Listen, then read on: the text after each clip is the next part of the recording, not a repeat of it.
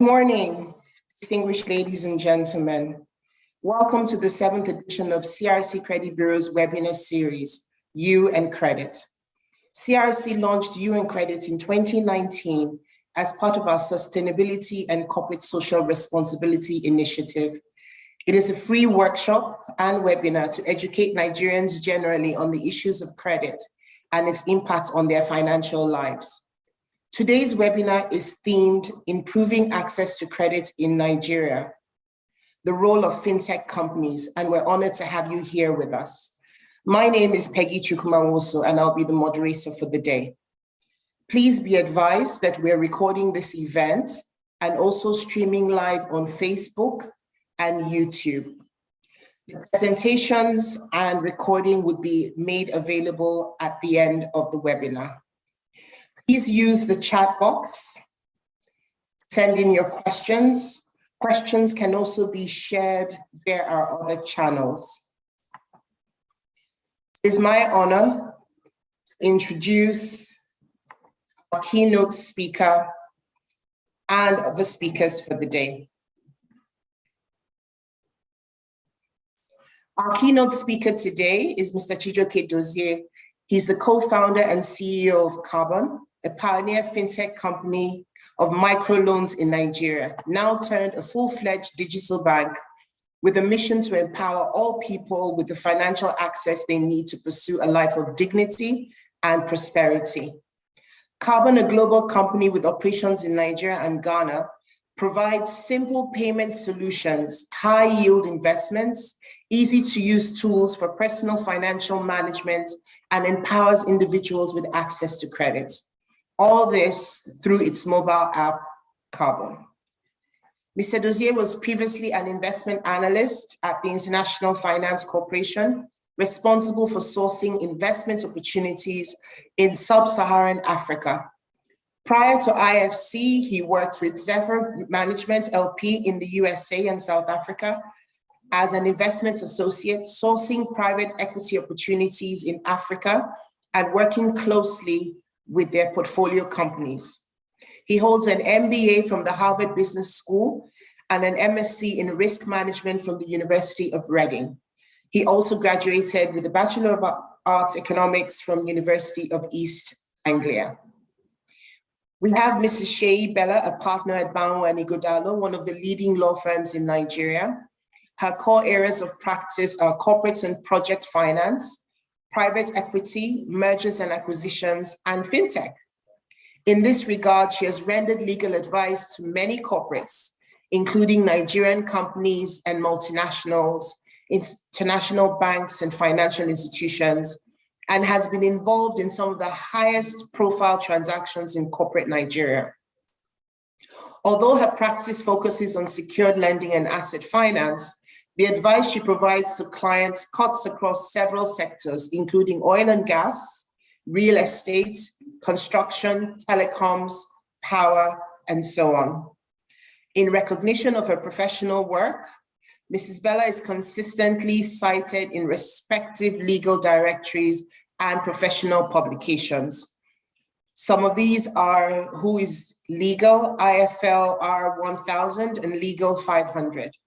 She's presently ranked as a highly regarded leading lawyer by IFLR 1000 and IFLR 1000 Woman Reader. She has also authored many articles in leading law publications. She's very passionate about good leadership, education, women empowerment, and partners with several NGOs in furtherance of these values. She currently sits on the board of Fate Foundation, a social enterprise committed to the development and training of entrepreneurs in Nigeria. Mr. Henry Obienka is currently the Managing Director of Fair Money Nigeria. He has acquired broad experience across fintech, investment banking, capital markets, brand management, and all these over the past 15 years. He joined Fair Money Nigeria in 2021 as the Vice President Capital Markets, where he's primarily responsible for debt capital raising for the company. Since joining the company, he led debt funding raising of nearly $50 million. Prior to his time at Fair Money, he worked in a boutique investment bank in Nigeria, where he led a variety of transactions spanning across equity capital raising, debt capital raising, mergers and acquisitions, corporate restructuring across different industries. He has also worked at Procter & Gamble Nigeria as an assistant brand manager, where he led the planning and execution of several marketing initiatives in Senegal and other Francophone West African countries. After his first degree, he spent some time working as a quality control officer with Oando PLC. He's a graduate of industrial chemistry from Delta State University and holds an MBA from the Lagos Business School. Our last speaker for today is Dr. Tunde Popola. He's our Group Managing Director and CEO of CRC Credit Bureau. He's a Nigerian banker, accountant, economist, entrepreneur, and business executive. Prior to January 1st, 2021, where he became the Group Managing Director and CEO of CRC Credit Bureau, he was also the Managing Director of CRC since its establishment in 2008. He has also been the pioneer CEO of Abuja Enterprise Agency. Before then, he was in the banking industry, where he rose to the position of Chief Finance Officer and General Manager in a publicly listed bank. He's in the forefront of the development of the nascent credit reporting system in Nigeria and Africa. He has over 30 years cumulative work experience spanning across the public and private sectors of the Nigerian economy. He holds a bachelor's degree in economics from the University of Ife, now Obafemi Awolowo University, Nigeria, 2 master's degrees in banking and finance and economics from the University of Lagos, Nigeria, a PhD in finance from the Wits Business School, University of Witwatersrand, South Africa. He's an alumnus of the prestigious Lagos Business School Senior Management Program and Wharton Business School's Advanced Management Program. He has also he has also attended executive education programs at the Harvard Kennedy School of Government and the Harvard Business School, the International Management and Development, Switzerland, and the Kellogg School of Management. He's a fellow of the Institute of Chartered Accountants of Nigeria and several other professional bodies. He holds several awards and recognitions, especially for his role in entrepreneurship, business management, finance, youth empowerment, and so on. He's also a proud recipient of the Special Ministerial Recognition and Commendation for his innovation and promotion of the youth enterprise in Abuja FCT. Thank you very much. At this point, I welcome our Group Managing Director, CEO, Dr. Tunde Popola, to give his welcome speech. Thank you very much, Peggy. Good morning, everyone. I believe everyone can hear me clearly. Yes, we can, sir. Good morning. Okay, so thank you so much, Peggy, for the kind introduction. Distinguished ladies and gentlemen, it's my honor and privilege to welcome all of us to this webinar 7.0 of CRC.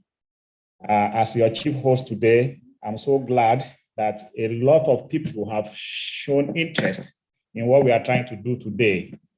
As I speak now, almost 1,000, over 900 people have joined the webinar.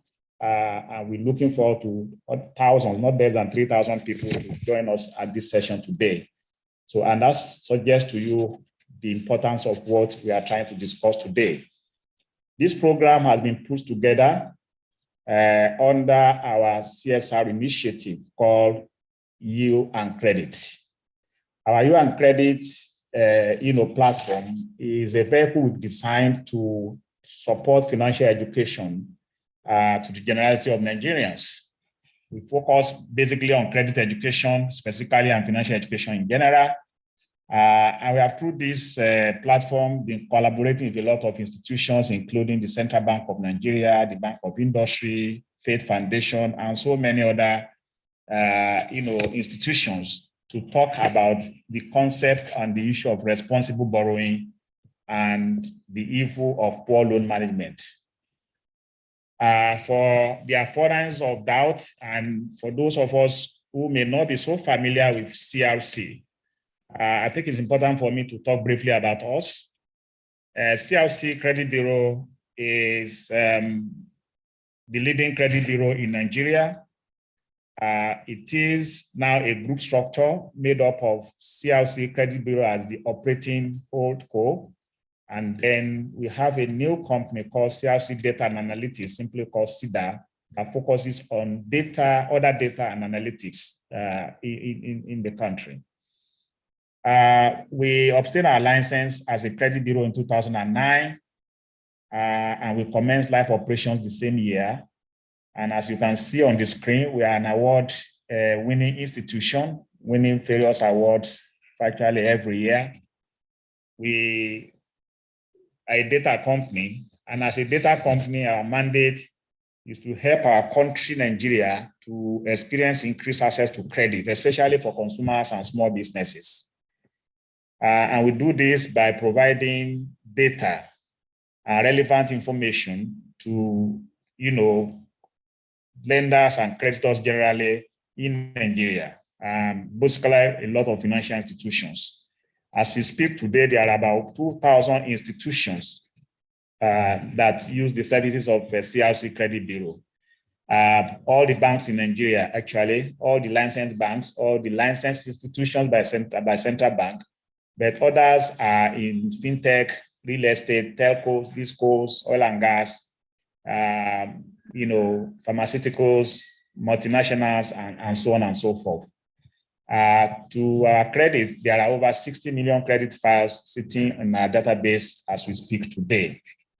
Now, what do we do as a bureau? I think our major role is to provide information to credit grantors, but also to maintain accurate database of borrowers in the Nigeria economy. And all of these are to stimulate access to credit, to improve access to credit, especially for small businesses and for consumers. As a bureau, we collect, analyze, and disclose demographic and credit-related information about individuals and companies. And there's no limit to the amount that we take on, from 1 kobo to trillions. Once it's a loan or once it's a receivable, this information comes to the bureau. What do? We have developed about 16 products towards supporting our institutions, our customers. And these 16 products and services, is driven into the value chain of access to credit. So we have products that help our customers to identify who they should be doing business with. We have, products that help them to provide customers who have applied to them for credit or to buy on credit. We have, products that help them to be able to monitor once they are granted the credit. And we also have products that help them to be able to make collections and manage the debt, especially when it's going into default. Now, out of the 16 products, let me just talk about 3 that are very current, that are very, very recent that we have developed. Basically, the product of Credit Bureau are credit report and credit scores. So that's germane, that's basic for all credit bureaus. Now, for us, we recently, during the course of COVID, developed a new product called Financial Resilience or Delay Propensity Score. We realized that COVID has significant implications on the performance of loans of those who are very, very dutiful to the repayment of their loans. So this product was then developed to anticipate and help our customers to know who among their customers will go on default as a result of COVID, even though they have been performing very well before COVID. And now that COVID is gone or is going, we now have, accelerated the product to be able to now look at the economy generally and still help our customers to discover who among their very good customers who are never in default before are likely to go into default because of some circumstances. Looking at the next 60 to 90 days. So if you are a lender in Nigeria today, this is a product that you can really, look at, that can help you to look at who is likely to go into default among my good customers. We are not talking about bad customers. We're talking about customers that are likely to experience difficulty in repayment of their loans, who are currently very good customers in the last 12 months. Now, the CRC Returnex is a very good tool for managing, relationship management, especially for loans. Is built based on analytics and artificial intelligence. The whole essence of this product called CRC Returnex is to enable institutions to know who among their customers who are currently borrowing from them are likely to still borrow when they fully, end the tenure of their current loan. And if they are going to borrow, is to enable them to predict whether they still want to borrow from their own institution or they are likely to go somewhere else. So once you use this product, you are likely to know whether that customer that you have today will still want to renew or want to take a new loan. And if he's going to take a new loan, whether he's likely to take it with you or to go somewhere else. So it helps in relationship management to know once you anticipate someone is going to go to another place, you can then know how to fashion out your relationship management to ensure that you cater for him. The risk calculator, CRC risk calculator is like the name implies, is a calculator that determines how risky a borrower is in relation to paying bank loans. So these are 3 new products that were developed in the last two years. The delay propensity was produced, came into the market during COVID, and the Returnex and CRC calculator came into the market in the last 12 months. Now, how do you access our services? First is through the web. I mean, those who are using us know that they can go through web. But as individuals and who want to, check your credit report, you may go through web, but you may also use your telephone. You can download our app. Our app can be downloaded on Apple Store or Google Play. So whether it's Android or iOS, you can download it. And then once you download the app, then you can use it to have access to your credit report or credit score. And for institutions who want to join us or those who are already using us, we have developed, APIs. And the whole essence is to move away from manual checking through websites so that you can benefit from, seamless, automation of your services. This helps you to submit data and download the credit report or other product that you want to take from us among the 16 products I've mentioned. So the API is very useful. It helps customers to be able to automate. It helps them to do live connection. It helps them to improve the number of transactions they can attend to. And it helps them to even submit data very regularly. Now we have customers who are submitting data every day. And that's the thing. But there are also those who want to batch. So they have millions of transactions or thousands of transactions they want to check. This can be batched to us. And they can even use the batch by themselves and use that to download information. So we are all in the business of data. Sales is in the business of data to get people to know and institutions to know their customers, to know their profile, to know who to give money to, who want to give money to, and to help challenge the issue of lending in the dark in Nigeria. Now today, CRC has the bureau system has helped to do a lot of things. You can see on the screen that it has improved credit to private sector. In 2009, when we started, total credit to the private sector is just around the 12 trillion or so. Today it's over 36 trillion. And the non-performing loan, rate of non-performing loans was about 30% in 2009, is less than 5% as we speak today. So Bureau has really assisted the economy. It has been playing its role as an engine of growth, as an institution that accelerates access to credit, as an institution that leads to, people very mindful of their contractual obligations. And it also has stimulated product development in the financial institutions. Now, every institution, virtually every banks have SME desk. They do retail loan, they are doing consumer loans, and so on and so forth. And it's also improved debt collection. It has improved risk management, risk pricing of various products and services. And it also helped Nigeria to be able to move up in the ladder when it comes to ease of doing business ranking by the World Bank. So these are some of the things that we have been able to do as a bureau. But even with notwithstanding that there have been increase in credit, there have been increase in access to credit in Nigeria, credit penetration is still very low in Nigeria.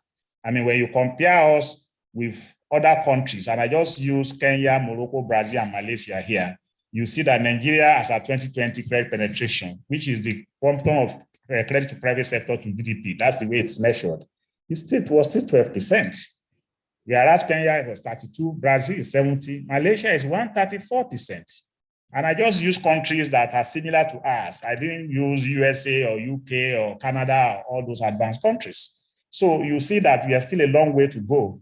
And this is also reflected in the credit bureau penetration, which was as at 2019, that's the last time it was measured, was just 14%, compared to 83% in Malaysia, 30% even in Kenya, or 25% in Morocco, or even Brazil, that's 79%.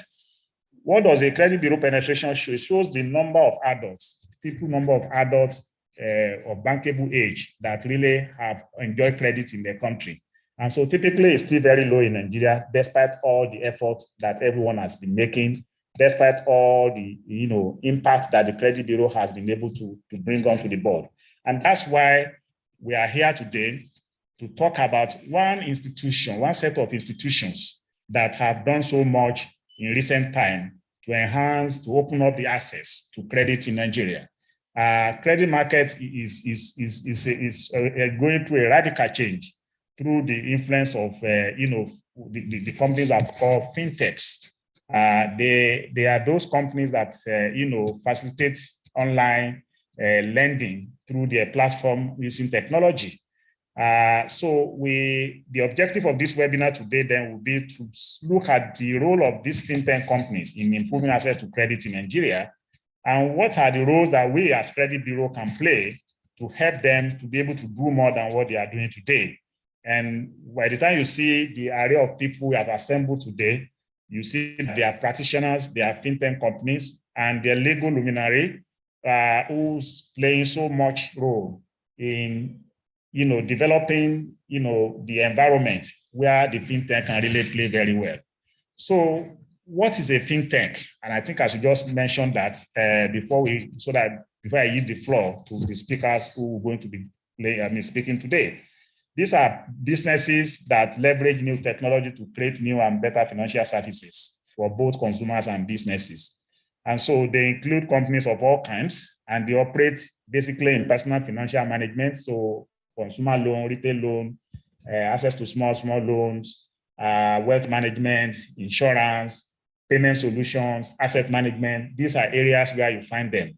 So they include blockchain, big data, AI, deep and thin learning, customer relationship management, robotics advising, insurance tech, payment solutions, technology for cash management, then lending platforms, and so many other numerous areas. That's where you find fintech. And our focus today is going to be on lending platforms. And that's why I highlighted it in this presentation. The goals of fintech are basically to reduce transaction costs, to reach market segments which are ordinarily would not have been served. And so you find them attending to even people who do not have bank accounts. You find them attending to small value loans, 5,000, 10,000, 3,000, 20,000. You find them granting such loans. These are segments which otherwise would have been practical or uneconomical for normal commercial banks or to go into. They create and take advantage of economies of scale because they reach thousands and millions of customers. And they also improve customer experience because through so many channels, from telephone, from website, from internet services, people can really do transaction with them, and they can get access to services within very few minutes when it comes to lending. And then they segment marketplaces, So these are just some of the goals of fintech. And fintech is here to stay, and we still know that they are here to stay. They are going to affect, and they have started affecting the way the world is working. And this is going to continue moving forward. And what makes this so interesting is about the demography of the world itself. The millennials, are very crazy about fintechs. And these are people who are in ages 25 to 45 years old. They are diverse, they are expressive, they are very optimistic, and I'm talking about their characteristics globally now.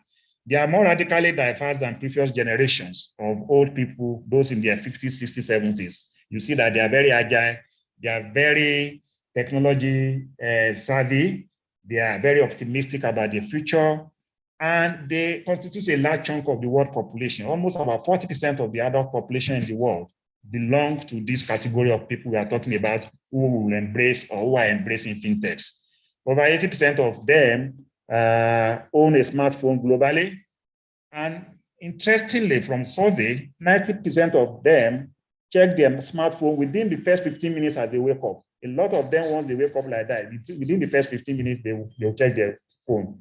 And most of the transactions we are talking about through fintech happen through the telephone services. They use mobile devices of all sorts, not just telephone. They use so many other devices. And this is the global characteristics of those who are hooked on to fintechs. And Nigeria is not an exception. Nigeria is also has this population, huge population within this frame, within this, 25 to 45 years old people, or 25 to 50, who are really adopting, they are going into fintech, they are using fintech services as the case may be. So today, it's my pleasure to welcome our speakers. We have, Mr. Chijioke Dozie, the founder of Carbon, and he is the forefront of fintech as a lending platform in Nigeria. He is the keynote speaker today, and I'm sure we are going to learn a lot from what he is doing, how they are doing it, the challenges they face, and what does the future hold for us. And supporting him is going to be Henry. Henry Obeka is the MD of Fair Money Microfinance Bank. This is a digital consumer and SME bank, and they provide financial services in Nigeria. Fair Money has created a product that offers near instant digital loan 24/7 via their mobile app. And so he's going to also be talking to us about the field of fintech in Nigeria, where we are today, and what the future holds for them. And to complement them from the legal part is Mrs. Sheyi Bella. Sheyi is a frontline lawyer, as you have heard from her recitation. She's practicing with BNI, one of the foremost names in corporate law firm in Nigeria. And her area includes fintech is part of the area that she specializes in. So she'll be talking to us about some of the challenges we see. A lot of people receive telephone messages, very daunting messages, very a lot of harassment, and so on and so forth. She may also be talking to us about legislation, whether there are legislation in Nigeria and what legislation should be focusing on to regulate affairs of some of the fintech companies that are giving challenges to Nigeria. And then, of course, I will be joining them to discuss the credit bureau perspective, how we are supporting the fintech in Nigeria in the area of lending, and what are the issues that we see right now, and what more we can do with them that can make them to take advantage of the credit bureau infrastructure in Nigeria.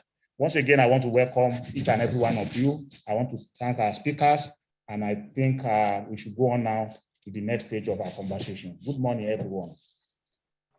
Thank you very much, Dr. Popola, for a wonderful welcoming remarks. With no further ado, I'd like to introduce our keynote speaker for today, Mr. Chijioke Dozie. Thank you very much. We look forward to this impactful session. Thank you, Peggy.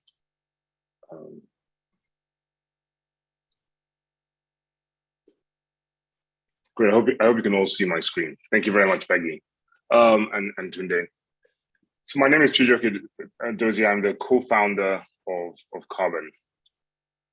And Carbon is a credit-led digital bank offering banking services to meet the financial needs of banked and unbanked African consumers.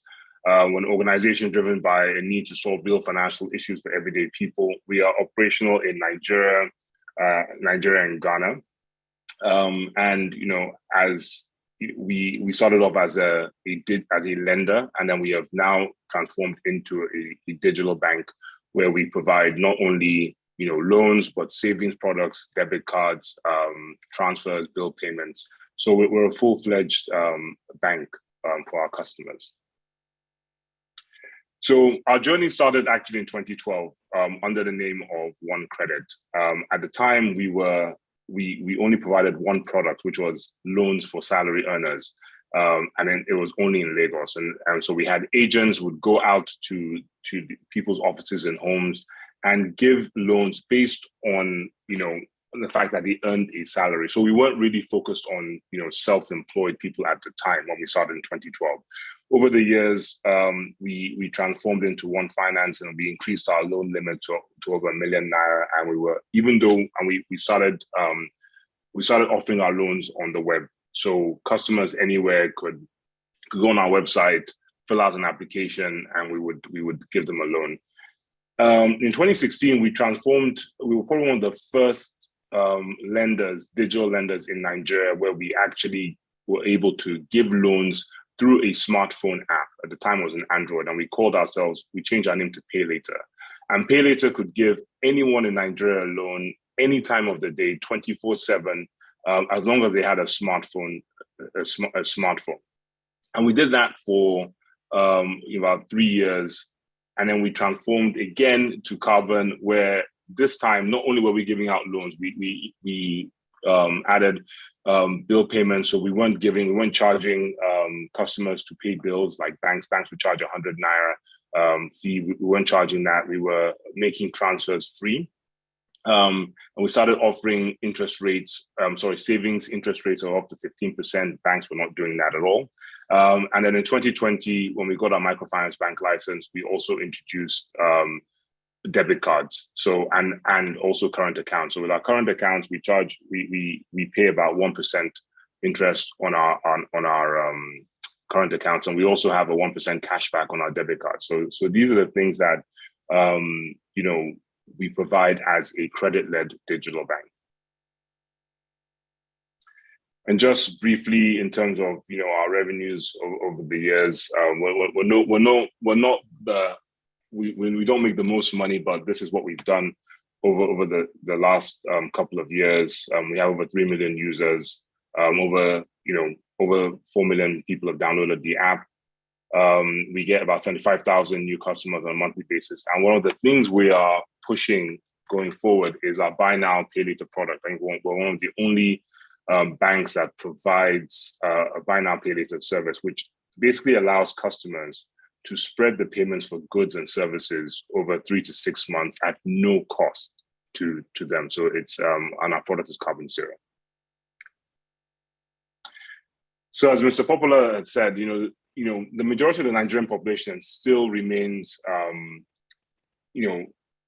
financially excluded. We're 100 million adults, about 50 million Nigerians have bank accounts, but still, credit penetration is still low. As he said, I think it's only about 12%. We only have about 300,000 credit cards in our markets, and so there's still a lot of room for traditional finance institutions as well as fintechs to provide more loans, not only to salary earners, but to self-employed and to business owners.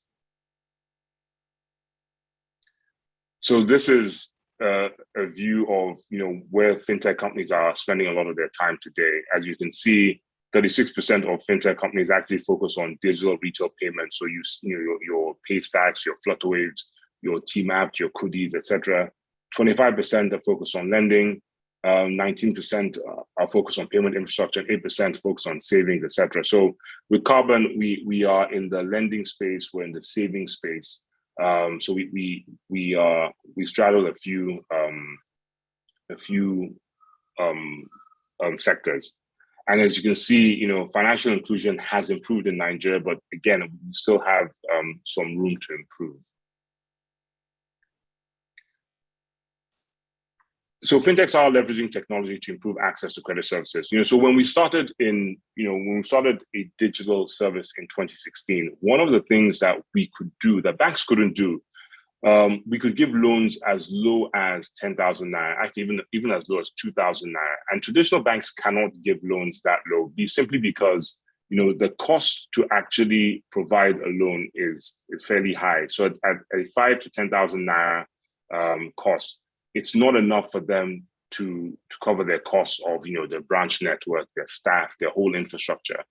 With a fintech company, we don't have branches. We only have one office. We have a leaner team. We leverage technology, so that allows us to actually provide services that banks can't provide. So, and what made us, what enabled us to do this? First of all, regulation. The introduction of, for instance, BVN in 2015 basically made it possible for us to now verify a consumer anywhere in the country at any time of the day. Prior to BVN, what we had to do was we had to literally be in front of the customer, looking at her, a copy of her passport or a driver's license or voter registration card. So we were limited, and we were in Lagos. So that meant that if a customer is in Kano, we didn't have an agent in Kano, so we couldn't verify that customer because somebody would have to travel to that customer and get a photocopy of her passport. But with introduction of BVN, all of a sudden we could verify that customer in Kano at any time of the day because it was all digital. So one of the reasons why we've been able to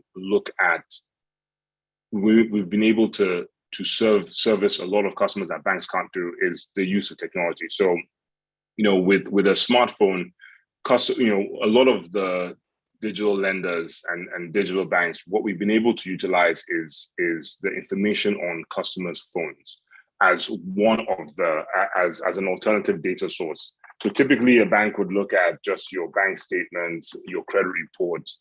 What a lot of digital lenders were doing were looking at the same data, but it's all on your smartphone. Also looking at your location data, looking at just your transactions on your phone, because at the time digital lenders did not have access to bank statements. We've also been able to assess, when we look at a customer, using technology, I can look at my database of customers and say, okay, this customer, how did other customers that look like her perform? And if they performed well, then I'm more likely to give a loan. So by using alternative data in addition to what was existing, like your credit reports, your bank statements, we've been able to expand the pool of people that we're able to lend to. And so that's why with a lot of, with fintechs, more people were given loans that the banks could not serve. So, I think it's important to point out that, prior to 2018, 2019, when some of the traditional banks started coming out with quick credit and payday loans, etc., that was simply because the fintech companies paved the way and showed them that it was possible. Because I don't think anyone prior to 2016 or prior to 2017, their traditional banks were giving instant loans. Maybe one or two banks, but prior to that, I think the likes of PayLater, the likes of Fair Money, Branch, we were the pioneers in terms of giving out instant digital loans to consumers. So credit reports, have evolved over time. As I said, when we started, we had to literally download manual reports from the credit bureaus, and it's very time consuming. It's very laborious because we had to have underwriting teams look through the reports.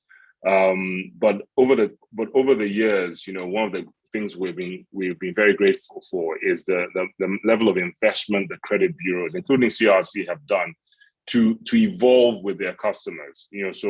So now we have API calls where we can instantly check a customer's credit report, so that we can actually then give an instant loan to the customer. So by making APIs available, we can give loans to customers 24/7, knowing fully well that they have a good credit report at with the bureaus, and we couldn't do that prior to 2016. So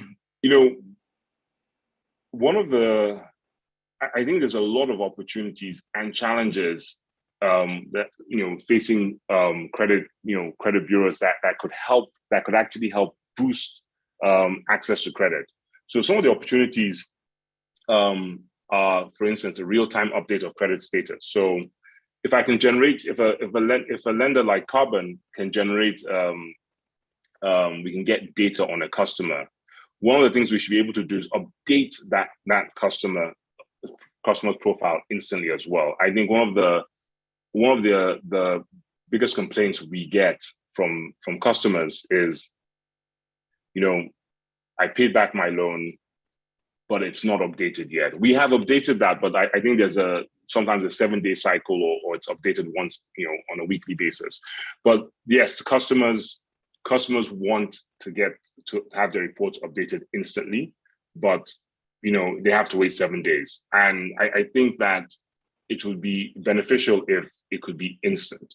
And I think it's interesting to point out that this is not a Nigerian thing. In other countries like the West, in the UK or the US, credit bureaus also do take a significant amount of time to update credit reports. So it's not instant. I think the second thing could be introduction and widespread use of actual credit scores to promote standardized credit assessment.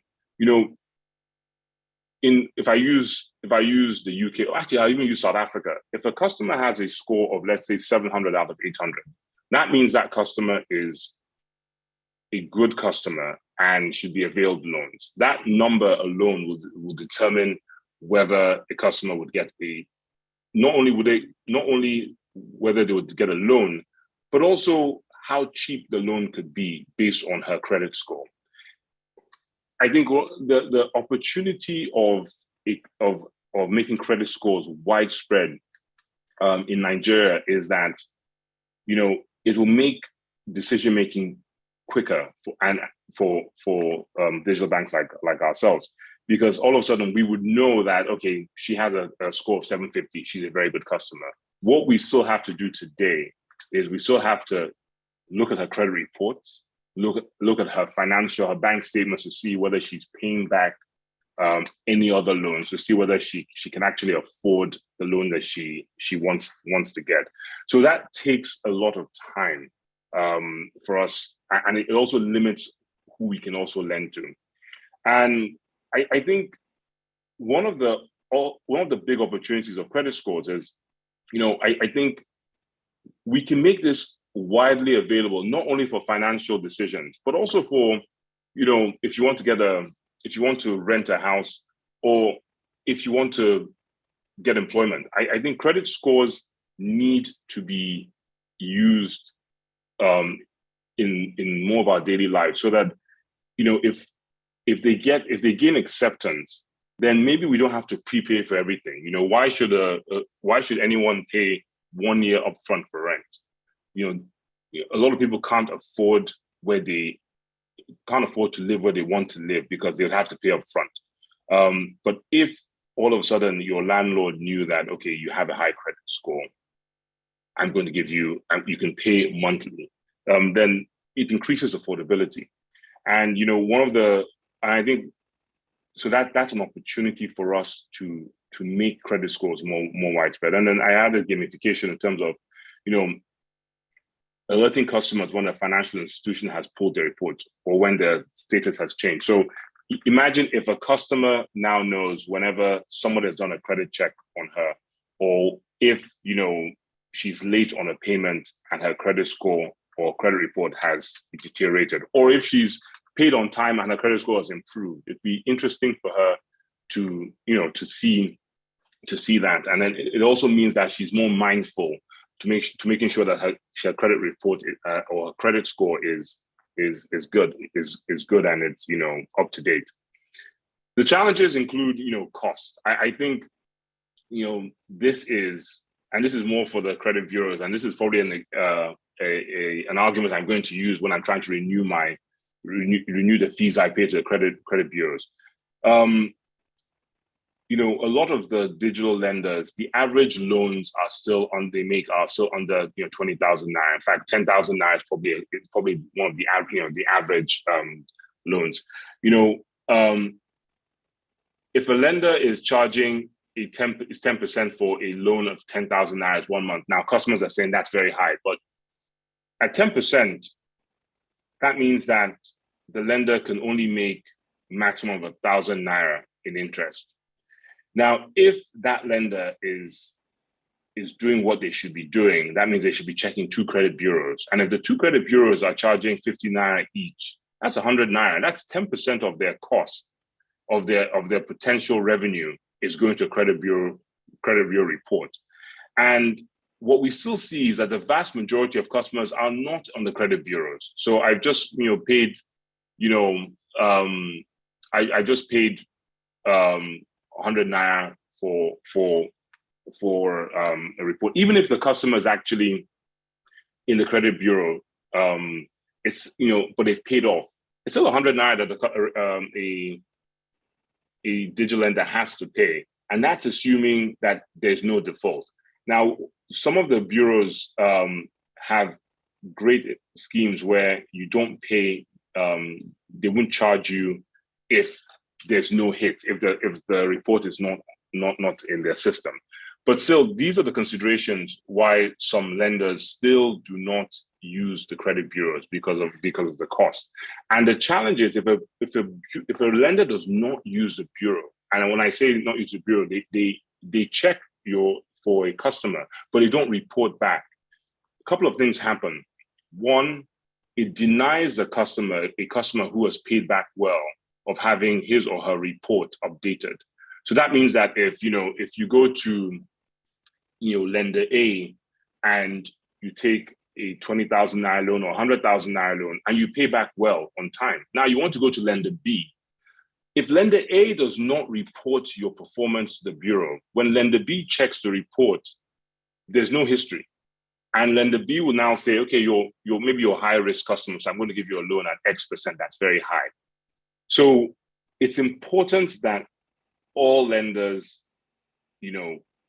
report good and bad performance to the bureau. And it's important for customers to note and be selective of the lenders you use. If your lender is not reporting both good and bad information, then you're robbing yourself of better loans in the future from other lenders. And so one of the things Carbon does is not only do we report good and bad performance, we also are one of the only digital banks or lenders that provides credit reports to our customers for free. So when you download the Android app, you can actually see what 2 credit bureaus have on you. And when you pay back your loans and it gets updated, you can also see that. So I think it's important, and we do this for you don't have to have taken a Carbon loan. If you download the Carbon app, and you can get it. So it's important that you're very selective of the lenders you get, because sometimes, yes, you use any lender, but if you're using certain lenders, unlicensed lenders, it can hurt you in the long run, because you're basically paying off all these loans, you're doing really well, and yet no other lender knows how well you're performing. So I think that is a point that I cannot stress enough. Talked about non or inaccurate reporting by some lenders. There are still some very established fintech companies that don't report or use the credit bureaus. They don't feel that the cost is worth it. And because of that, I think that hinders the ability to create, to have credit scores that can be used widely across the industry. Because at the end of the day, I think the only credit score I trust is Carbon's credit score, simply because the credit score is based on our performance with that customer. If I use a credit score from a bureau, I don't know what it's made up from, because we know from our experience when we look at customers, we see evidence that they're paying other borrowers, other lenders, but we don't see that data in the credit reports. And it's not the bureau's fault. It's the lenders who don't report to the bureau. So I think if the credit bureaus working with financial institutions, we can come to an arrangement where we encourage everyone to report, then we can now have credit scores that are very meaningful and are widely accepted in the industry. The activities of unlicensed lenders is a problem. I think we're going to have one of our panelists today is going to talk about that. Customers calling lenders calling people's contacts, with rude messages, with messages, trying to get people to pay, is unethical. It's something we don't do at Carbon, and it's something I think FedMoney don't do. It's something that regulated financial institutions do not do. So I think that is an issue, because it puts people off, because they need a loan, but they're worried that, okay, if they can't pay, or if they're late by a day or two, will the lenders start calling everyone about the fact that they haven't paid back? And it's a problem that we as an industry need to solve. And of course, again, the failure of if we don't have instant reporting, if we don't have instant updates, customers might repay a loan today and might want to borrow tomorrow or the same day.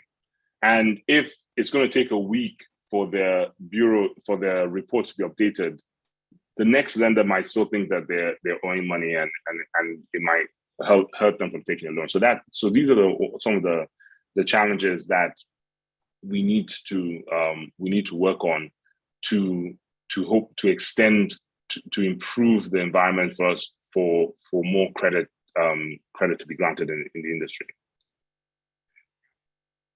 And going forward, how can fintechs support financial inclusion?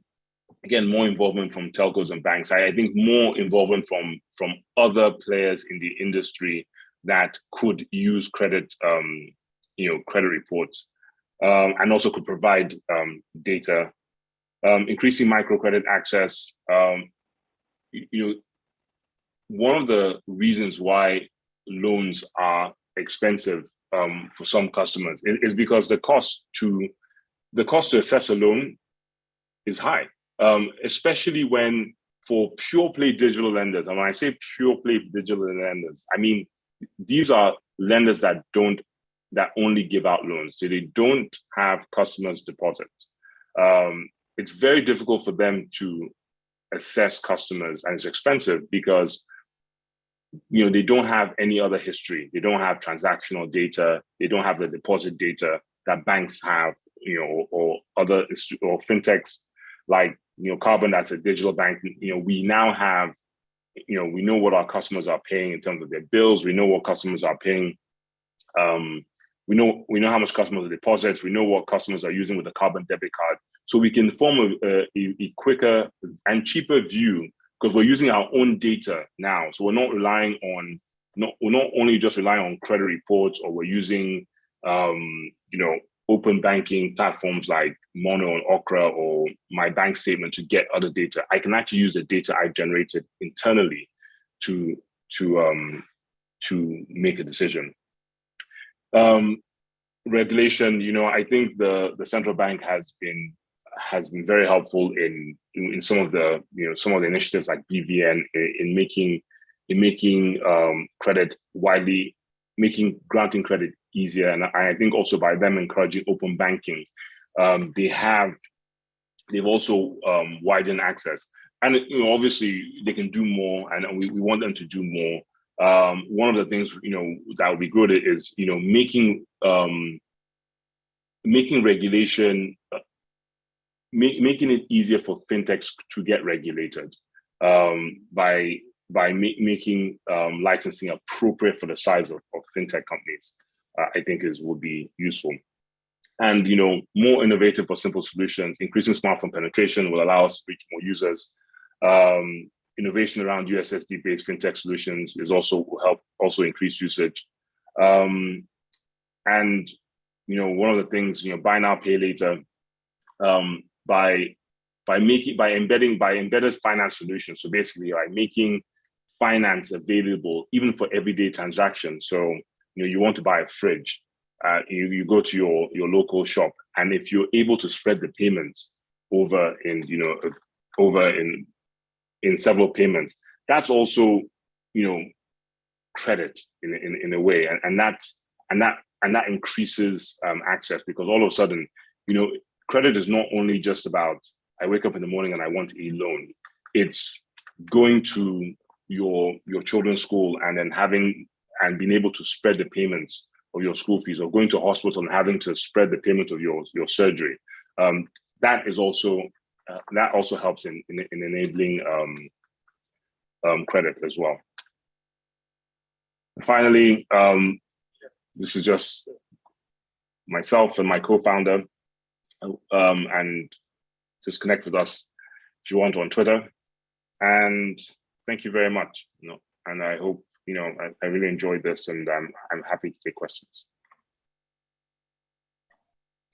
Thank you so much for such an impactful presentation. We can clearly see that fintechs are really the way of the future. We can clearly see that, with more people having access to little sums of money, they can increase, or make their life a better place. We will go straight into the panel discussion, and we will just give all the other speakers a few minutes to give their own perspective. And we would like to start with Mrs. Shea Bella. Thank you. Hey, thank you very much, Peggy, and good morning, everyone. Chijioke, that was a fantastic presentation, and it's so fantastic to hear what Carbon is doing. Sakupola, thank you very much for the opportunity to be here as well. So when we talk about, the conversations here are just very, very, very timely, if I can say so. And, when I think about it, the reality of it, as we have said, is that, access to credit is very important. When we think about Nigeria now, there is quite a lot of agitation for economic development. So of course, access to credit is important and is needed for economic development as well as financial inclusion. Now, when we talk about financial inclusion, I actually mean that individuals and businesses must have access to useful and affordable financial products and services that meet their business needs. So whether those be payments, whether it's savings, whether it's credits, whether it's insurance, because the flip side of it is that if the more we keep having a higher exclusion rate in Nigeria, of course, we're going to be poor. We would have a poorer population. We'll have people that are unable to afford credit. You have people who are in greater risk of death, mental health issues, people that are struggling to meet their basic everyday needs. So we've had the statistics, I think, from Sakupola's presentation and also from Chijioke's presentation as well. It's very clear that the level of credit penetration in Nigeria is very low. I mean, it was alarming to look at Nigeria at 12% and then have Malaysia at 134%. Why? Or Kenya even at 32%. So it's very clear that, that the unbanked people are the majority, but even within the so-called banked, right, you still have people that are underbanked. And the reality of it is that with a massive informal section of the population consisting of, petty traders, MSMEs, large population of low-income households, access to credit now becomes very tough when you are dealing with issues of lack of collateral, or lengthy applications, high interest rates, a lack of centralized database, and then even this low awareness of a credit report system, as Chijioke mentioned in his presentation. So now these are some of the issues, or these are some of the reasons why access to credit is at a low rate.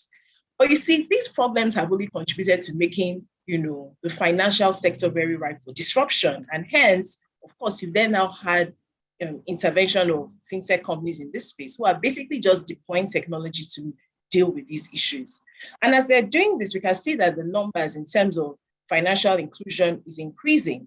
But so what are fintechs basically doing? Fintechs are then innovating around the limitations and the challenges that traditional banking systems have to provide credits in Nigeria.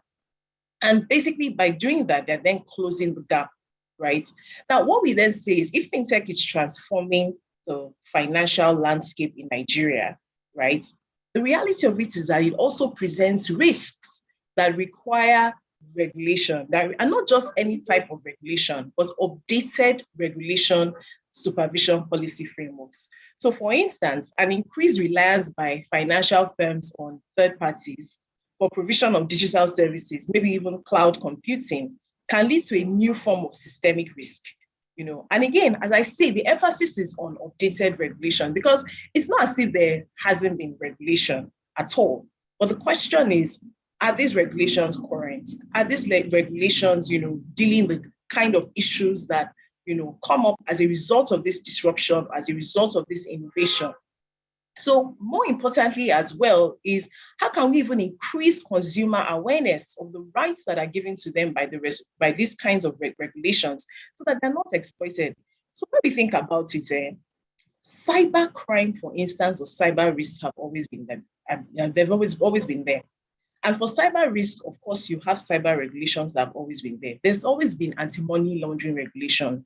There's always been, data protection, even if you look at Section 37 of the 1999 Constitution that guarantees a right to privacy of every citizen. But these risks, even though they're not new, as innovation continues, with new financial services coming on board, the effects of those risks and the way they materialize is changing and it's posing new challenges for regulators and for consumers. And so the complexity of fintech products requires a deep understanding by both the consumer and the regulator. How does a consumer know what is actually going on in the background when they are accessing a loan app? Whose responsibility is it to ensure sufficient awareness? How can stakeholders in the fintech ecosystem all collaborate to ensure that there's respect, there's belief, there's trust in the system? These are the issues that relate to consumer rights. And in dealing with this, how do we find the right balance between innovation and regulation? Of course, regulation plays a significant role in managing the risk, but in designing regulation, you have to then design regulatory frameworks that will foster innovation, while it will also then minimize the risk that is also created by the financial products that can be created. A key issue in Nigeria is not the absence of regulations. I think it's more the effective implementation that gives rise to a number of things, compliance, monitoring, and all of that.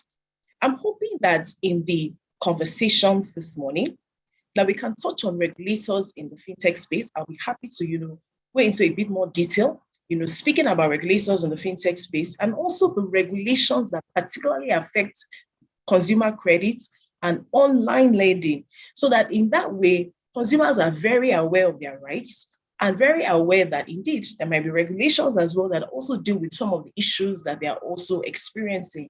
And also to demand that in the dealing, in your transactions and in your daily life, that you are really only dealing with regulated fintechs. Thank you very much. Thank you very much. You're absolutely right. I mean, we have attendees today from all over Nigeria, and some of the questions that they're asking is, how do I ensure that my rights are protected? How do I even ensure I am speaking to the right lender? How do I know which fintech is regulated or not? Are there things that I can put in place to ensure that I'm not dealing with a fintech that would populate all my details? How do I even know the interest rate? So, I mean, this is an extremely interesting conversation. And thank you very much for the legal perspective, because a lot of people do not understand what their rights are.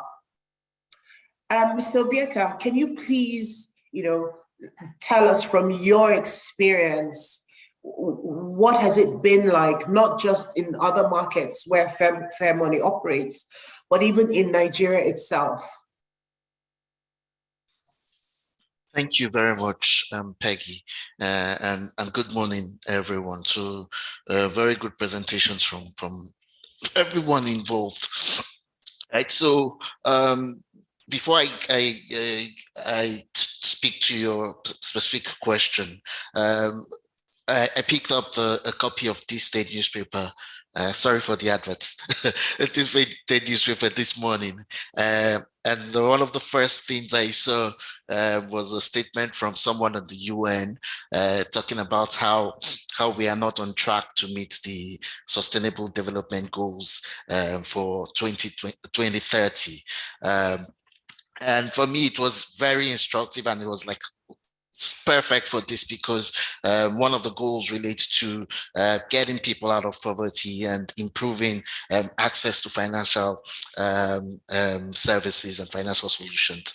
And I looked at it and I said, okay, well, go figure, because we definitely have not been doing all the things that we should do to help improve access to financial services and to take people out of poverty, right? And in recent times, so we've had some self-inflicted issues. We've also had some issues out of our control with COVID and the likes, and so economies have suffered a bit over the last couple of years, right? But looking at this and drilling down into the penetration of credit in Nigeria, and this has been mentioned a few times during this presentation, and what I even look at is, so if Nigeria is at 12%. Right. So compare Nigeria to the people around Nigeria.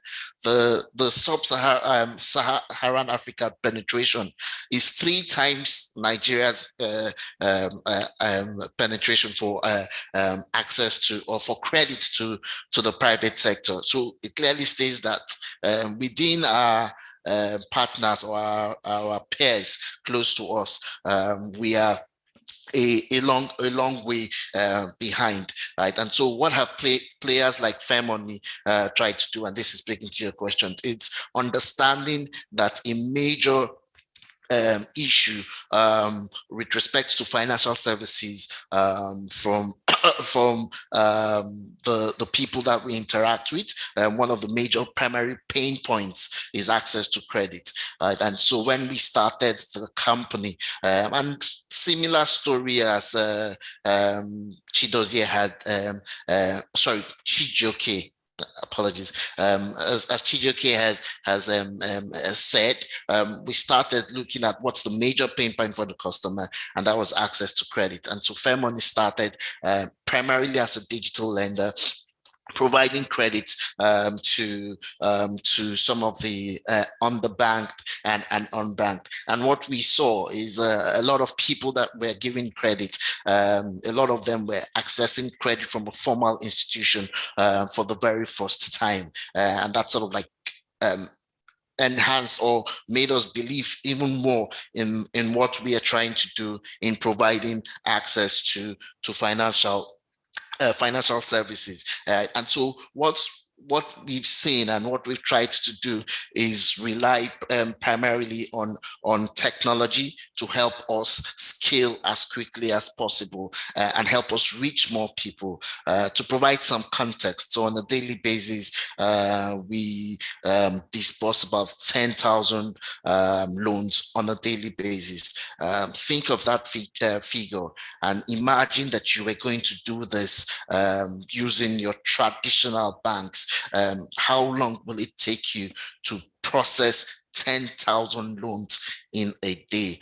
What type of operations would you need to run to process 10,000 loans in a day, right? So when you think about that, you see that the only way to go the only way to go, and I say that, I hammer on that, is to use technology. And that is why if you look at fintechs, we are really driving this access to credit. If you look at the data that comes from people like yourselves at CRC, you see that in terms of number of credits dispersed, fintech players are high up doing that, because some of the players, some of the people that need access to these services are unable to get it from traditional banks, and hence people like Fairmoney and Carbon have stepped in and are trying to do that. With respect to some of the things that were mentioned, I just want to hammer on something that Chijioke mentioned regarding regulation and regarding data, the type of data that we get from the credit bureau. So our business is largely driven by data. The decisions we make is data driven, and the quality of our decision is directly dependent on the quality of information and quality of data that we use to drive that, make that decision. And that is why it is really important for us to have things like updated credit information and updated credit reports when we call on the credit bureau, and some of it will require at some point some kind of self-regulatory organization between the players, the significant key players in the industry. And this is something I think that the digital banks and digital lenders need to come together to try and work on, because when you have that platform, even if you don't have very clear regulations, or the regulations seem to have a lot of gray areas, with the self-regulatory organization, we can begin to sort of like guide the kind of practices that we see in the industry and encourage ethical practices and collections. And I know, and I've seen a lot of comments or messages without that, and happy to speak a bit more about that. Thank you. Thank you so much. And a lot of what you've said here is extremely interesting, because if we're saying that we need access to data to be able to take decisions, then how do we go about getting this data? And what kind of data do we need to take these decisions? I mean, Nigeria has a population of over 200 million people. And if we even look at the statistics today, a lot of these people are not even within the formal financial sector. And we've been getting quite a lot of questions. At the moment, we have 127, which we will delve into during the question and answer session. But one question that is on the foremost minds, that's foremost on the minds of people, and for me as well, is when exactly are we going to see single-digit interest loans? So I know that a lot is being done by the fintechs to bring down interest rates, and I know that costs of doing business are quite high. But Mr. Dozie, please, can you tell us, when do we honestly think we can begin to see single-digit interest loans? I mean, lenders, financial institutions don't pluck interest rates out of the sky. First of all, inflation in Nigeria is what, 17%? So if you're making any loan that costs less than 17% annually, that institution is losing money, right? So that's one. I think, so the inflation has to be under control. And then also it's cost of money. I say this even with banking is broken. What is the role of a bank? The role of a bank is to take your deposits and then also generate loans to make money. So, and I see this in every time there's a digital lending or lending forum, etc. Why are your rates so high? So, and there are lots of questions.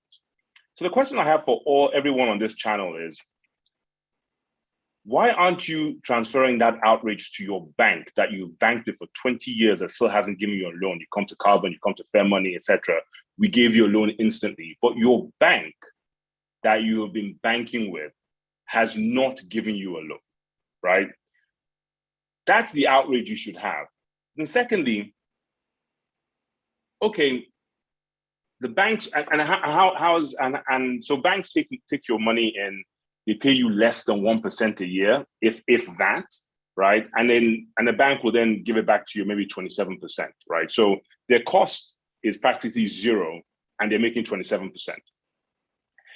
Pure play digital lenders, which Carbon was until 2019, that means that we were borrowing money from other people and other institutions to then on-lend to customers. We were borrowing at what, 15, 20% annually. So our cost is 20%, minimum. So if our cost is 20% minimum, there is no way you're getting a single digit loan because our cost. Now that we're a bank, question I want to ask everyone here is, everyone who's borrowed from a digital lender or a digital bank, how much money are you actually depositing in that digital bank? Because you're going to GTB, you're going to Access, you're going to First Bank, you're putting your savings, you're putting your salary in there.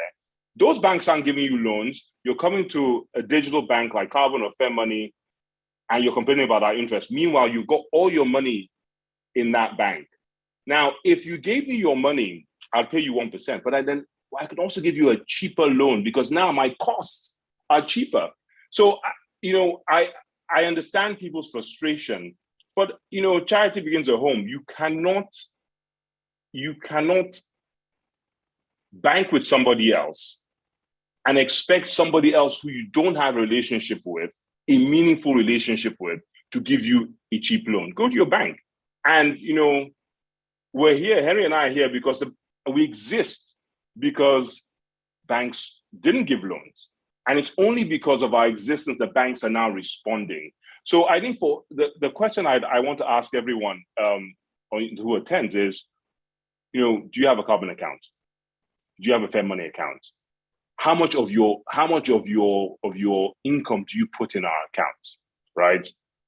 Because if you did, then we can talk. We can now talk about low rates. I mean, for SMEs, for instance, we give for new accounts, we give loans of 1.5% a month for SMEs. I don't think you can get anywhere cheaper. But then they bank with us, So, and banking is they keep money in, they use our accounts, they transfer, they pay bills, etc. So I think people have to be realistic.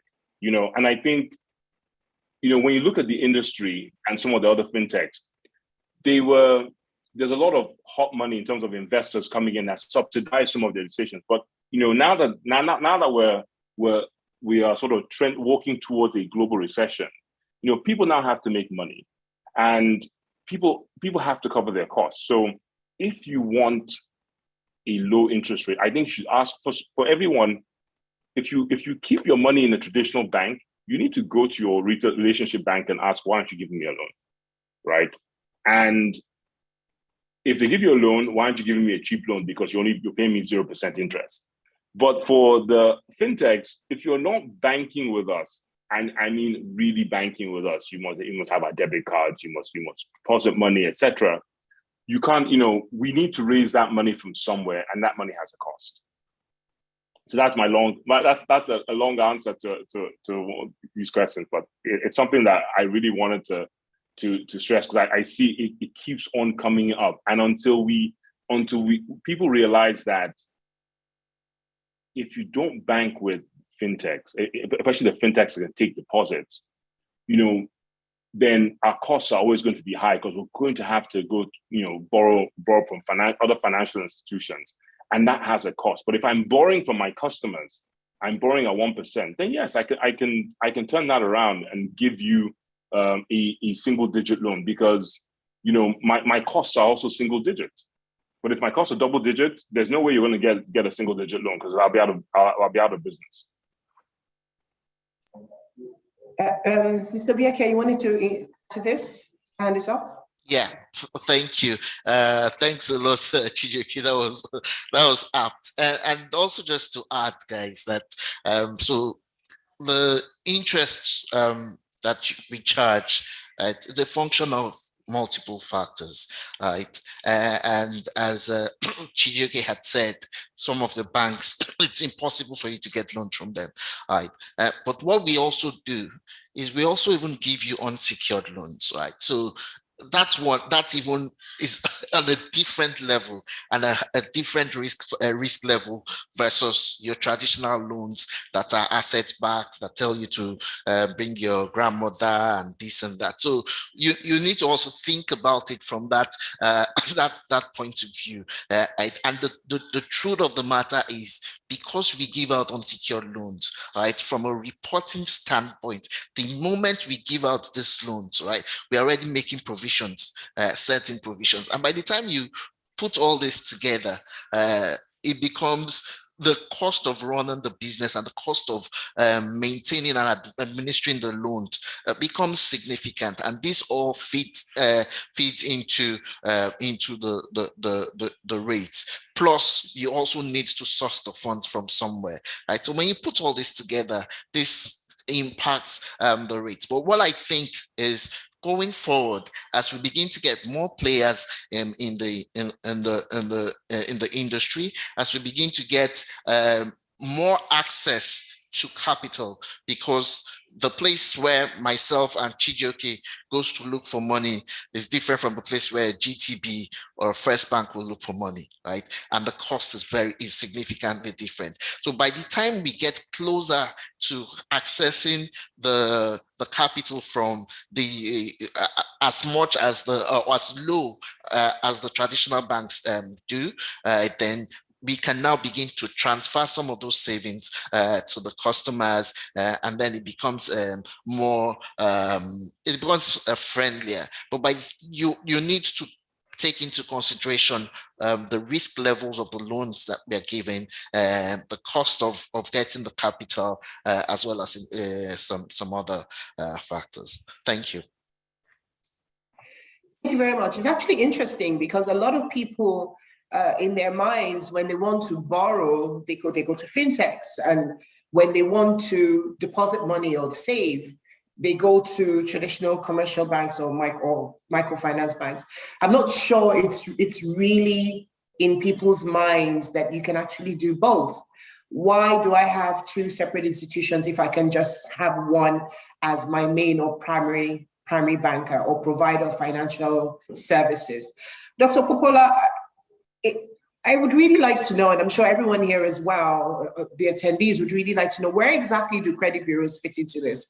I, as a consumer, how do I, even before I approach this fintech or a fintech, how do I understand what my credit worthiness is? What is the credit bureau perspective to everything that we've discussed today? Yeah, thank you. I think it's been a very interesting conversation from the three speakers. So I will touch some of the issues that have been raised, and then I'll also come to your question. But first of all, to give an update that a lot of fintechs use the credit bureau system. By our reckoning, in our database, I told you we have almost 2,000 customer institutions submitting data and using us. About 246 out of those are fintech companies that are into digital lending in one form or the other. And they do around 3 million, they've done around 3 million searches this year alone between January and June. So on the average, that's around 500,000 searches by these fintech companies. But we know that there are still a lot of them out there that can still take advantage of this. And to speak to what Chijioke said, we've developed app for both some data submission and data extraction. And this data submission can literally be done on a daily basis. So you don't need to wait for 1 week or 1 month or a few days before that can be done. So the app is there that can make all institutions, especially, and we designed this basically for fintech because we know that an average age of a lot of the loans is 7 days, 14 days, in most cases less than 30 days. And you want to have the credit history of those institutions, you want to capture them. And you also want to submit and be able to know that if someone asks for a loan and pay pay down within 2 weeks, the next month, the data is already there to say that he has borrowed. Otherwise, he will lose a transaction of that nature. So I'm just making it clear to say that APIs have been developed by CRC that make you to do almost live connection where you can submit data, where you can also, fetch information like that. And we also have a batch, which I discussed that, and we have empowered institutions to do that batch by themselves to say, okay, we don't want to do that API, but we have 1,000 institutions that we have transactions today, and we want to just do it. So, and we are also empowered our institution, those customers, to be able to do that by themselves. We also have credit scoring solutions. And CRC uses FICO scores. I mean, we brought FICO scores. But it's very interesting to say that we haven't had serious success in this.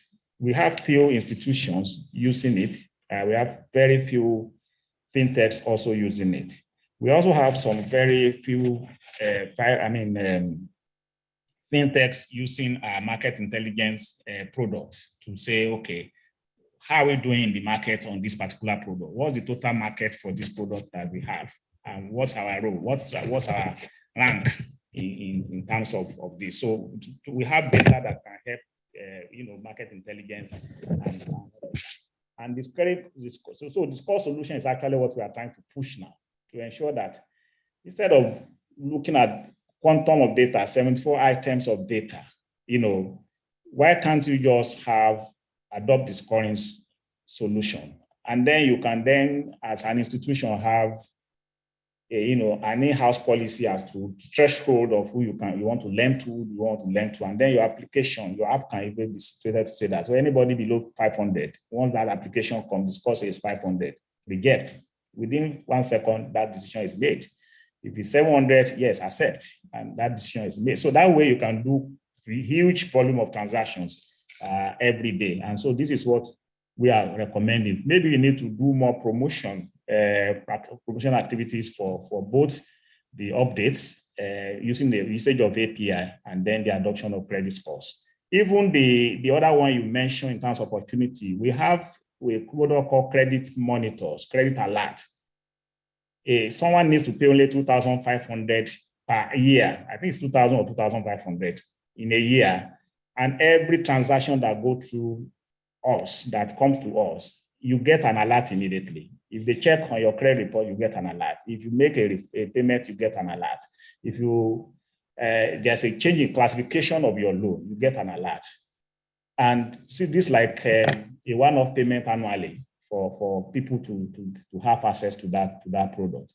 There is another one called Icon Plus, Com Plus. I told you we have almost 16 products. Some of these products are actually for consumers, for individuals and companies to monitor their own product by themselves and to receive information about themselves while transactions are going on in all of this. So once we have volume, of course, the unit transaction will come down. So as you are watching your cost, as you are talking about cost of intermediation, it's the same way we watch cost of running our business. We have to be up 24/7. We have to have a main dedicated server. We have to have a backup in case. And all of those are running 24/7 and they are not cheap. So if you have volumes of transaction, this is why we always encourage the fintechs that are not joined to join. You realize that your unit cost comes down as you do more volume of transaction with us. So sometimes it can come down to as low as 20, 25 naira, 30 naira per transaction.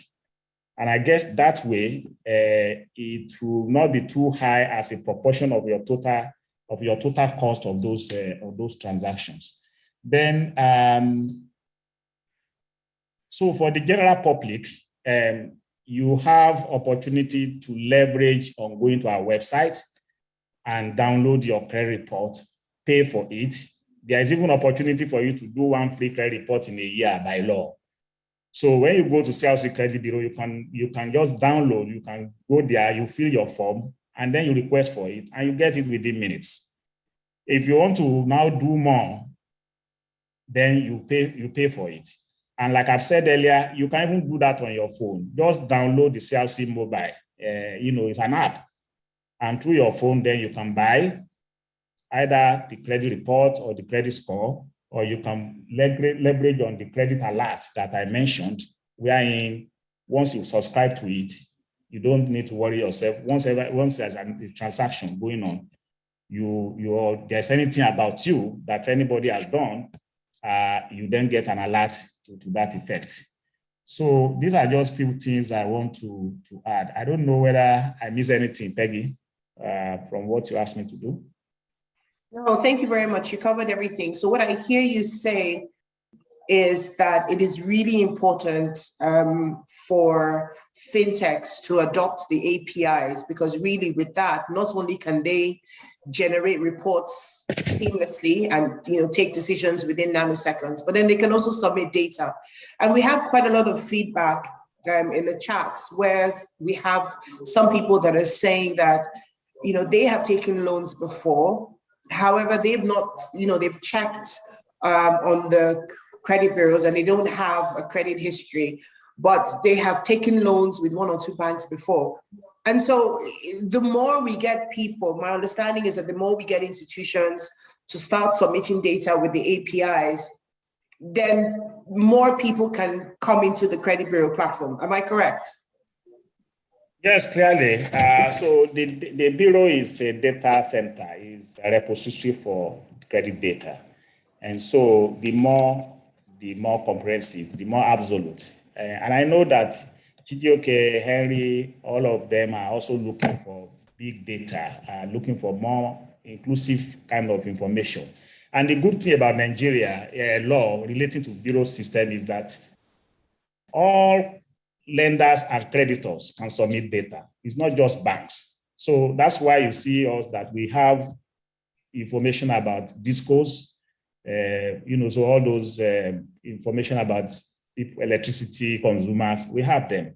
At least from 4 of the discos in Nigeria. We have Port Harcourt, we have Ikeja, and some other ones like that. And we have telcos as well. The big telcos submit data, and they also use it to do postpaid services. And so we have this. The Nigeria law allows, everyone, not just financial institutions, to submit data and to use the bureau services. And in addition to that, is also the fact that the permissible purposes is very large, so for KYC, for employment, for so many things. And that's the thing. And there's no limit to the amount. In some countries, it's just negative information only that they submit to the bureau, in which case it's only those who default that you get from the bureau. In some countries like Egypt, it's minimum of 1 million their currency that they submit to the bureau. In Nigeria, it's every kobo that is submitted to the bureau. And that makes it very, very interesting. Thank you so much. We have 184 questions. We may not be able to take all the questions, but we will definitely take most of them. Mrs. Bella, one of the questions that we have in the chat box is, who regulates fintechs in Nigeria? And can you illustrate what the laws are in place to check the activities of the fintechs? How do we ensure that they adhere to global best practice? Very interesting. As well, because we have fintechs ranging doing different things. So, but let me say first of all that there is no specific regulatory regime that is just focused on fintech companies in Nigeria. To digress a bit, I think it's a good point to mention the Nigerian Startup Bill, which the federal government and some players in the tech startup ecosystem are driving, and which will, which is ultimately targeted at, number one, harmonizing different legislation governing startups, and also contributing to the creation of an enabling environment for growth, attraction, and protection of investment in tech startups. But let's go back to the current regulatory regime for fintechs. As I said, there isn't a specific regulatory regime that is targeted at all fintechs. So fintechs are regulated based on the products that they offer. If you're a fintech in the payment space, so either as a payment service provider, you're going to be regulated by the Central Bank of Nigeria, the CBN. In the lending space, depending on your business model and the financial products that you offer, you are likely to be regulated by the CBN. And within that space, you can either get a microfinance bank license or a finance company license. Or you can get a money lender's license that is issued by the state where the fintech is resident and operates business. If you're a fintech that's involved in like crowdfunding or trading in an asset class that meets the definition of securities under SEC rules, you of course be subject to the regulations of the SEC. If you provide wealth tech services, for instance, investment management services, then by the SEC rules, you may need to be registered as a capital markets operator, right? In addition to this as well, if you're a business that offers financial services by leveraging on mobile phones or other kind of telecommunications infrastructure, then you will also be regulated by the NCC, that's the Nigerian Communications Commission. If you're an insurtech, for instance, and you're providing insurance business services, of course, you'll be regulated by the National Insurance Commission, NICOM, that regulates the insurance industry in Nigeria. So, I mean, you can see that depending on the kind of products that you're offering to the market, you would have different regulators that are regulating the kind of, for your primary business. Now, in addition to all of this generally, in addition to all of these primary regulations that govern their businesses, fintechs are also subject to just general laws or regulations. So for instance, I would say the Nigerian Data Protection, the NDPR, the Nigerian Data Protection Regulations, okay? Now that regulation focuses on data privacy and protection rules. And so as a fintech, you're expected to comply with data protection. Yeah, especially when you have access to the data of your consumers. So you're expected to comply with those regulations as well. The NDPR is the principal privacy law in Nigeria, and it mandates the operators to maintain security measures for the protection of their data. Fintechs, of course, will also be required to comply with money laundering provisions, whether in the CBN Anti-Money Laundering and Combating the Financing of Terrorism Act or regulations. Of course, fintechs will also have, this is just on a general basis now, there's the FCCPC, the FCCPA, so the Federal Competition and Consumer Protection Act. So it also extends to fintechs, and what it does, it prohibits anti-competitive practices. So arrangements that have a restraint for competition, as well as practices that are consumer oppressive as well. So there you have this whole bunch of regulations. And the reality of it is that if fintechs in these areas, comply with these regulations, then of course, these regulations themselves also have been sort of put together to match or align with certain best global practices or standards. But again, I'm really hinging on regulated fintechs. And I know that I saw some of the questions in the chat box. Most of the issues that consumers have are usually with fintechs that are unregulated, okay, because they don't have any reporting obligations. So what I've just done basically is just, I've told you this is the regulatory framework, the general framework for fintechs, basically depending on whatever it is that you're doing, depending on the kind of products that you offer. I don't know whether you wanted me to take on the parts around, because I've been seeing that in the chat box, with respect to consumers, just complaining about all of the issues, how that kind of ties in with that. Is that something you maybe as the conversations go on?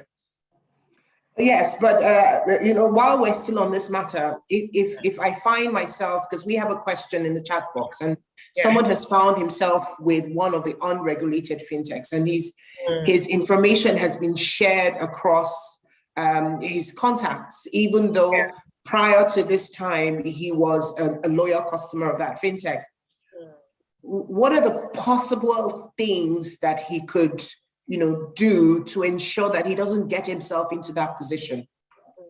So I think first things first, and I'm thankful that CRC is doing something like this, to be honest, right? Consumer awareness is key. consumer awareness, consumer awareness, consumer awareness on different levels. Number one, carbon is here, fair money is here, right? Consumers on this webinar need to be aware of the types of digital lenders that they need to be dealing with. Okay, so carbon is here, you know they're licensed. Fair money is here, you know they're licensed. So next time you want to deal with a digital lender, ensure that you are dealing with digital lenders that are licensed. That's the first thing first. Now, if you are now going to deal with an unlicensed lender, right? The reality of it is, and I'll take it again, right? There are regulations that are available to you, and there are regulations that, you know, set up different tribunals, commissions, and all of that can then also help. So, for instance, let's speak about it.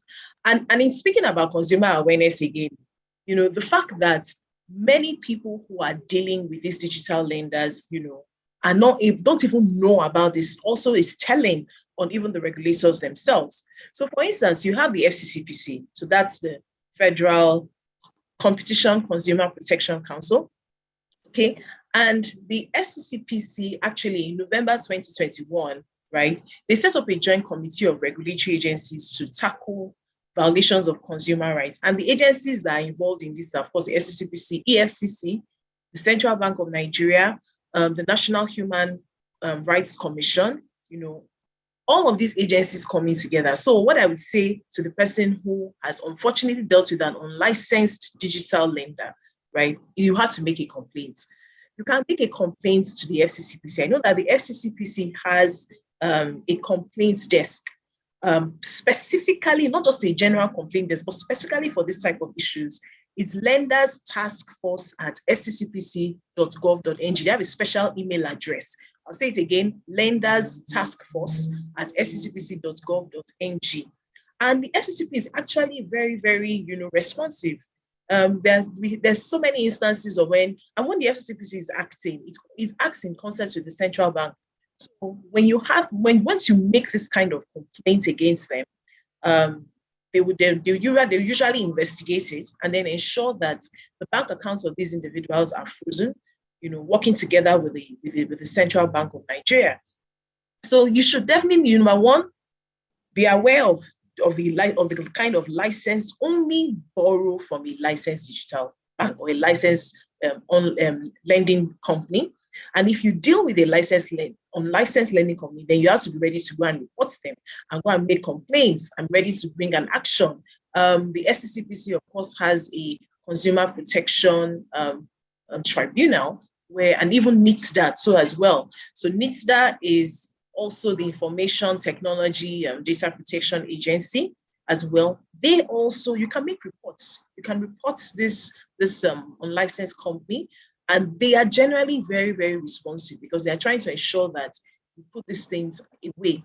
But if I can go further and I can say, you know, and just from a policy perspective, you can speak to the regulators. I think that, you know, notwithstanding that we have quite, you know, these agencies in place and we have these, you know, regulations in place, one thing that seems to be lacking, or that which we think that the regulator can do better, right, is compliance monitoring and enforcement. Not reactionary monitoring, but actually proactive compliance monitoring. So what does that mean? For instance, you know, set up desks that are actively going to just, you know, do the investigations, find out, not that you're waiting for someone to come and report to you first that, you know, money has, you know, people are calling their family, calling everybody, you know, telling everybody all sorts, you know. You don't even wait together. Let our regulators be checking out, ensuring that, you know, the rules and the regulations that they have in place are actually being complied with, you know. When I also think about it, one other big thing that's also important is by talking about this whole issue of, you know, consumers that are suffering really from unlicensed, you know, digital banks. In addition to consumers being aware, in addition to the agencies also trying to be very proactive and having better compliance monitoring and also education. There's no reason why FCCPC, NITSDA, all of these agencies can't, you know, have a lot of advertisements running on, you know, running on radio. in pidgin language, in local languages, reaching out, because unfortunately, it's the low-income households that this unscrupulous online loan sharks basically go and attack. So there's no reason why, for instance, for instance, that this online digital banks who are doing these kinds of things will go, for instance, they'll use WhatsApp messages and just, sending you messages saying, do you need a loan? So I guess the same thing also has to play. And if the regulators also have to reach out to people and say, look, know that if anybody comes to you to do this, blah, blah, blah, blah, report them to, this is a desk, let's also be active. And this also means as well that even the digital banks like Carbon and Fair Money and others also need to also do that proactive advertisement also on WhatsApp as well, so that people as well also know that, look, you can come deal with a regulated, these are the benefits of dealing with a regulated online digital lender, who is subject to regulations and reporting obligations. And so they can't treat you the way an unlicensed lender will. Lastly, let me just wrap up so I don't, the one thing again to also mention is, the online lending ecosystem, of course, it consists of different players. And if we want to really sanitize the system, it has to be a concerted effort, a big, big, big concerted effort. And the online stores themselves also have to have something to do with it as well. So Google Play Store, Apple Store, they themselves also have to try and work with other ecosystem players. So for instance, if you have a loan app that doesn't comply with your Play Store policies, particularly around disclosing information, you don't disclose to users that by downloading your apps, that you now have a right of access to their contact list, and that you will now share you'll now be reaching out to their contact list to tell people that they've defaulted and all of that. If you're not going to provide that kind of information, if you're not going to do that, then we're not going to host you. We're going to take you down. I know that, at least I've read, that there's an updated data privacy policy on Google Play Store, that says that apps that offer financial services should disclose to users what they intend to use their personal information for. But if you find that people are not doing, just take them out as well. So the question that we need to ask ourselves again is, okay, can we take this further? Are the online stores going to be able to host loan apps that only have licenses? Or are they going to use verification fintechs to verify the authenticity of their businesses before they host them? Or can verification fintechs also now start reaching out via WhatsApp, since that's the manner now? Medium of communication. So I guess that's that. Yeah. Okay, thank you. Chijioke. Yes, please. Thanks, Jay. So I agree, and Google and Apple actually do a good job. Well, they can, in terms of making sure that apps don't use or don't violate certain policy, but they can only do so much. But my comment, and it might be somewhat controversial, is, you mentioned that you included money lending licenses as a license, I take a completely different view. For me, it's I think the scrutiny that a CBN regulated institution goes through compared to a money lending license is night and day. In terms of we have to report to CBN on a monthly basis. We're part of the whole anti-money laundering. CBN, checks, how active we are in terms of anti-money laundering, how active we are in terms of returning customers' funds back, etc. That I don't think money lending licenses have that same scrutiny and that same, every month we have to file returns. Every year we have to have CBN come into our offices and spend a week with us and go through everything. FCCPP comes in. So personally, I think that, even within all your points are 100%, but I think that I would go one step further, that central bank regulated entities are, have less wiggle room to try any nonsense with customers' funds or deposits, or even how they behave towards customers. There's still some of the licensed lenders, and when I say licensed, they have money lending licenses, are the same ones that are still calling people's contacts, putting pictures on. There's one that had put an obituary of a customer and sent that by WhatsApp, and that's a money lending license. That's a a digital lender that's licensed has a money lending license is completely unethical, and it gives all of us a bad name. It should not happen. And credit to FCCPC. I think they've actually shut down about 18 and they've been very active. And unfortunately, people still need access to capital. And and I think one of the things that people don't understand, that sometimes when a Carbon or Fair Money or any licensed lender tells a customer, no, we are not giving you a loan, it's not because we don't like you or we don't think you don't need the money. It's because either we don't have enough information about your capacity to pay back, or B, we've seen the reports. People always talk about, I want to borrow 2 million naira. But then, okay, how much can you actually afford to repay back in that 2 million naira in a timely manner in 3 months, 12 months? It doesn't benefit either of us, either Carbon or the customer, if I give you a loan that you cannot pay back. And I think that's what people need to understand, that sometimes we're saying no, not because we don't think you need the money. It's because it's too much. You can't handle it. And you don't want us to even chase you or send or report you to the credit bureau. So I think, financial literacy is something that we also need.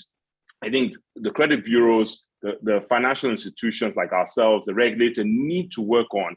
And I don't think it's, we see even middle-class people who are fairly well off with high-paying jobs, they're not literate financially either. They're still borrowing way beyond their means. So I think it's something that people need to understand, that when we say no to customers, I don't want to say no to you, but I don't want to also overburden you with money that you cannot afford. And some of these unlicensed lenders, they just want to they'll give you money, and then they will try all kinds of ways to get the money back, either by embarrassing you, showing up to your office, doing all kinds of things that is plainly unethical. And it's not something that we want to be involved in. Thank you. So part of what I also hear you say is that you also promote responsible borrowing, which is extremely important.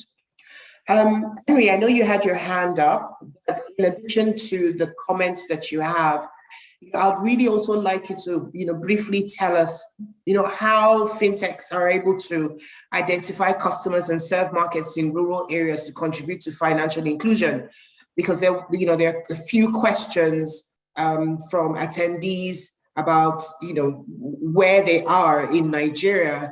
They don't have access to, fintech services. Thank you very much. Just wanted to make a very quick point on the license conversation.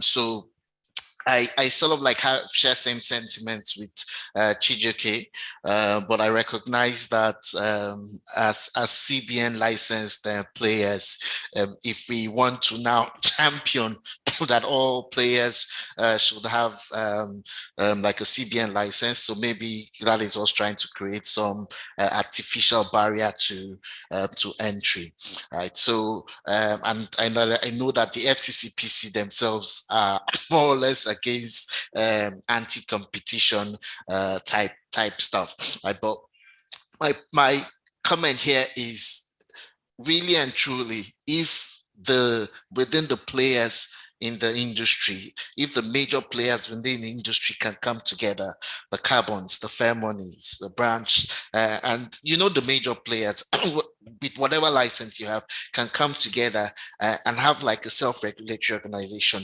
where they say, okay, within this industry, this is how we want to play, and they publicize this well, and all the customers or consumers know the good players within this organization, and then if they want to go outside that, then they understand that they are taking some additional risk. I think that may be one way to solve that issue.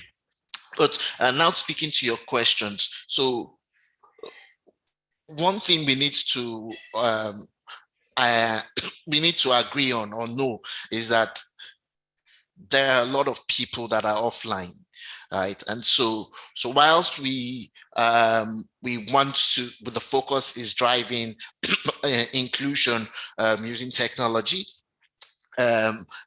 we also want to say, for those that maybe do not have access to telephones or to smartphones, how do you go ahead and reach them, right? And so do you want to combine some kind of online, offline presence? And so we have seen people, and this is something that we also are piloting, having some kind of agency network where you're able to go into rural areas and provide this financial services to them. So this is something that I think that players need to think about. So whilst there's a lot of opportunity online, offline there really is also there are also opportunities. So the question becomes, what aspects of the offline targeting, the rural area targeting, can you automate to help you scale and help you improve user experience and the quality of the services that you provide. So this actually is an opportunity area for fintech players and traditional banks. So I know some of the banks, I think it was Standard Chartered actually said that they want to focus on agency banking and build some strong capacity there. So this is something that we need to think about. So whilst there's an online strategy, there is need for us to have some kind of offline strategy as well. Thank you. Okay, thank you very much. Dr. Kokola, I have two very quick questions for you. So one of the questions from the attendees is, as a startup, if they have the IT infrastructure, can they connect to the credit bureau? Can they use the credit bureau's APIs? And the second question is from another attendee who asks, if I, as an individual, I want to lend somebody money, how can I have access to their credit score? How do I ensure that that person is credit worthy enough for me to lend to? All right, so thank you very much. So let me start from the second one. That's a straightforward one. As we speak now, we don't collect data from individuals. We collect data from only incorporated entities. So the best you can do is to ask that person to give you his credit report or credit score, which he can get from the bureau. In the alternative, and this is what we have seen a lot of people, a lot of companies do, is to empower them to say, feel free to check my credit report. So if there's any evidence to show that you have granted that, consent to them, then we will rely on it and make it available to that third party. But without that, we cannot do that. And we cannot take your data directly or ask you to give you, consent to be able to get somebody else's information without authorization or consent. Now, the first one, if you are a company, we have an onboarding process. And so we just, you approach us through any of our contacts, including going to our website. And then you go into an onboarding process where we share with you a checklist of things you need to do. Very important is a membership form, and then followed by that is an agreement, so a legal document, which you have to fill. Because when you go into a bureau, you are coming like belonging to a club. So there are rules and regulations that guide behavior of how you submit data, how you access other people's information, what those information can be used for and what they cannot be used for. So you need to give commitment that you will you'll abide by all those rules and regulations. So it's a very straightforward one. Thank you. Very much, sir. So some of the key points that we can take away today is that I, as an individual, I can check my own credit report and keep abreast of my credit worthiness. As a business, I can connect to the credit bureau's APIs for as long as permissible purposes are there. Fintechs are here to stay, and fintechs will continue to promote responsible borrowing. It is very important for us to understand and know the fintechs that we are going, as a consumer, we're going into partnership with. It is very important for us not to borrow above our means.